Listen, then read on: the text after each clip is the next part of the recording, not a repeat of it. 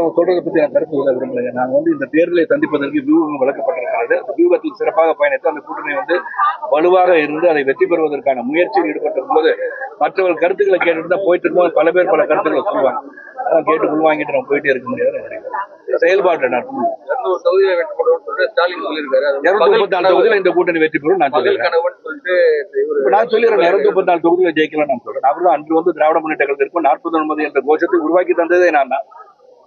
அப்ப 40 என்பது வெற்றியாச்சு. இப்ப நான் சொல்ல 234 என்று நான் சொல்றேன். அப்படி சொல்லியிருப்போம். எல்லாரும் சொல்லிக்கணும். உழைப்பு வேணும், அந்த உறுதி வேணும். மக்களிடம் எடுத்து சென்ற திட்டங்கள் தீட்டுகின்ற ஒரு சக்தி வாய்ந்த ஒரு கூட்டணி உருவாகி இருக்கிற நினைத்துக் கொண்டு அதன் வழியில் செயல்படுவது.